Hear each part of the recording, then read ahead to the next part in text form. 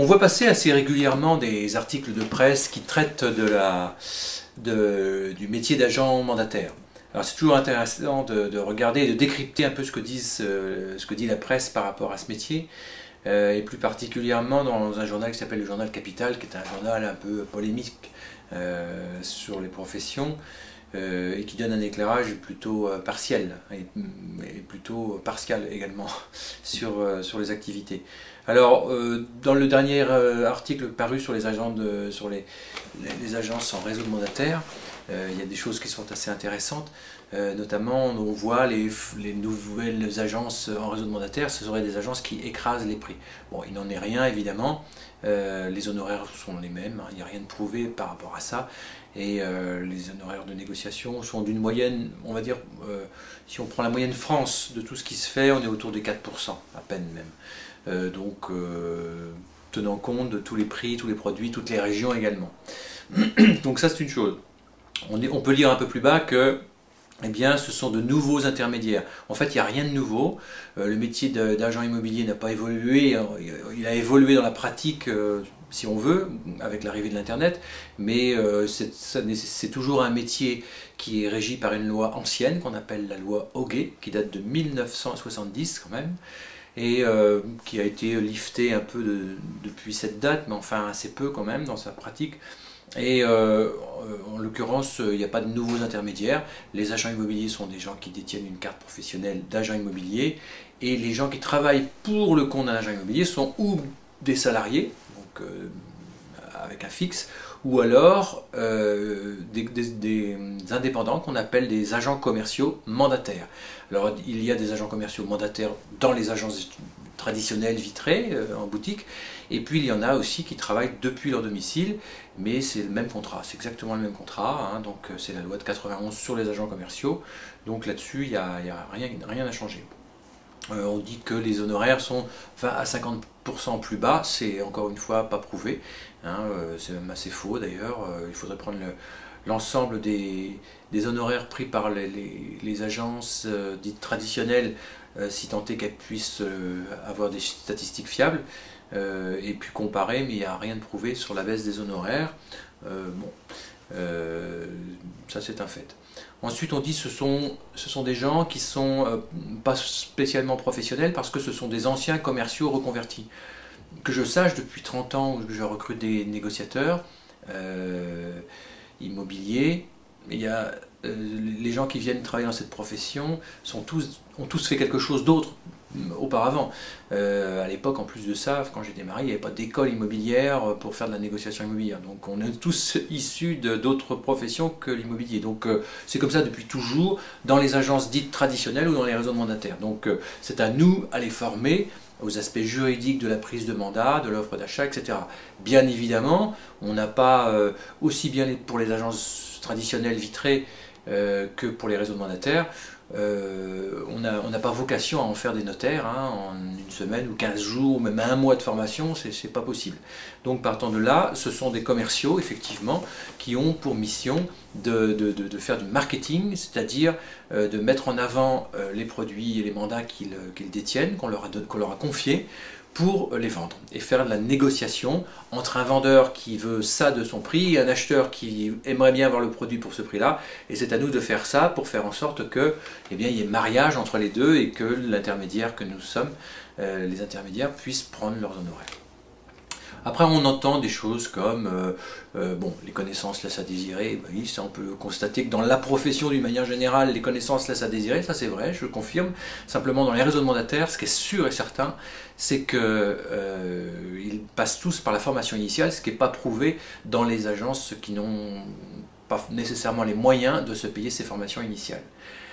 Après, on entend où ils surévaluent les prix pour prendre des mandats. Alors, je dois rappeler que la loi Hoguet est très claire.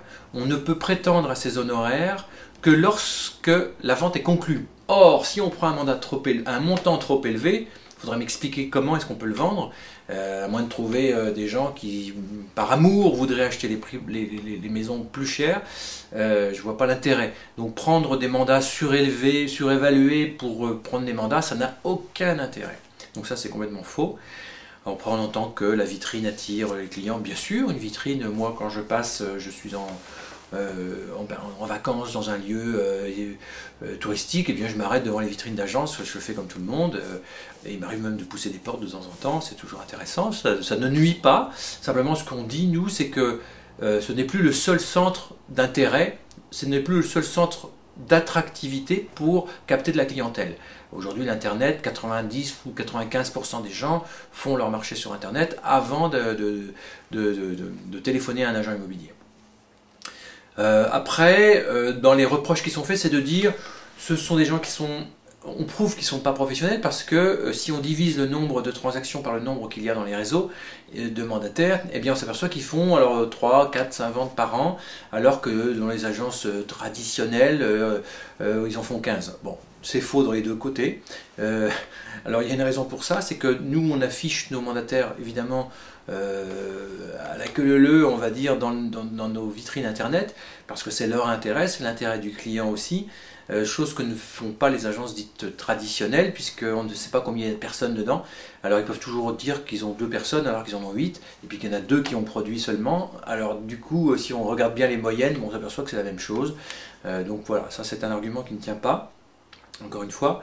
Après on parle d'honoraires à la charge de l'acquéreur, on entend des trucs comme ça, ou à la charge du vendeur, c'est la même chose. Quand on achète un prix 200 000 € plus 8 000 € de frais d'agence par exemple, c'est la même chose que si on achète 208 000. Bon voilà, après il y a une ventilation qui se fait pour un problème fiscal, pour payer les droits sur 200 ou 208 000, mais ça c'est anecdotique, et on en fait profiter de toutes les façons les clients, mais il n'y a pas d'argument de dire que c'est des honoraires à la charge du vendeur ou de l'acquéreur. Alors après ça, il y a un faux débat sur les mandataires n'auraient pas de carte professionnelle. Alors, ce qu'on entend par carte professionnelle dans la profession d'agent immobilier, c'est la chose suivante. La carte professionnelle, elle est délivrée depuis la loi Hoguet de 1970 aux gens qui ont ce qu'on appelle une aptitude professionnelle. Des diplômes, de l'expérience, ou un peu de diplôme et un peu d'expérience. Bon, il s'avère que dans mon cas, j'ai les 3, donc l'affaire est dite là-dessus. Les gens qui travaillent pour le compte d'un agent immobilier, qu'il soit en agence vitrée traditionnelle ou dans un réseau de mandataires, ont ce qu'on appelle une attestation article 9. Pas très sexy comme nom, mais c'est comme ça. L'attestation article 9, c'est une attestation, une carte qui est délivrée par la préfecture. Pourquoi? Parce que la préfecture va chercher le volet 2 du casier judiciaire quand on en fait la demande.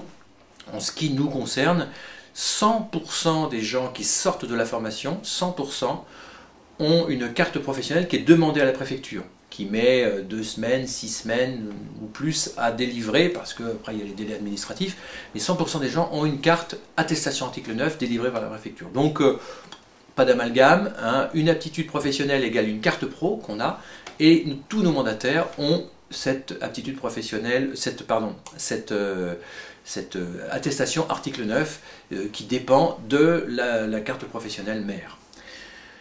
Ensuite, on nous dit il est interdit de rédiger les compromis. On confirme, on ne rédige pas les compromis, on ne les fait pas rédiger, on ne prend pas les chèques de dépôt de garantie, rien. On s'en tient à la prise de mandat, à la diffusion, à la commercialisation et à la négociation des prix. C'est la raison pour laquelle les gens nous payent, c'est pour négocier les prix.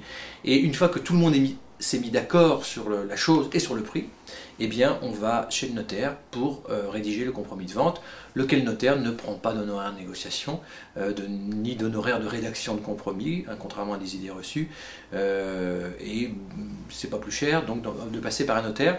Et il nous semble que quelqu'un qui a fait 7 années d'études de droit, comme c'est le cas des notaires, eh bien ce sont des gens qui sont quand même un peu plus à même de pouvoir rédiger des avant-contrats, hein, quand on sait que la problématique qui pèse sur l'avant-contrat, qui va être le report de tout ce qu'on va signer dans l'acte authentique 3 mois après, eh bien, il est quand même utile de faire passer ça, de faire signer ça, surtout vu l'épaisseur des compromis de vente d'aujourd'hui.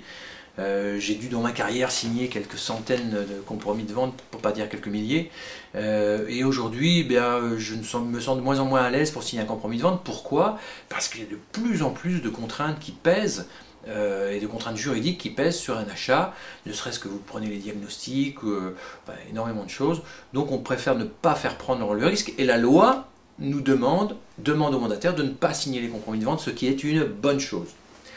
Voilà, bah écoutez, compte tenu de tous ces éléments, il faut effectivement, pour les particuliers, faire le choix, le bon choix, savoir auprès de qui ils ont envie de confier la vente de leurs biens et auprès de qui ils ont envie d'acheter. En tout cas, moi ce que je sais, c'est que depuis près de 30 ans maintenant que j'exerce cette profession, eh bien, les vendeurs ils ont envie d'une chose, c'est qu'on leur vende leurs biens au meilleur prix, et les acheteurs, c'est qu'on leur trouve leurs biens, et surtout qu'on s'occupe d'eux.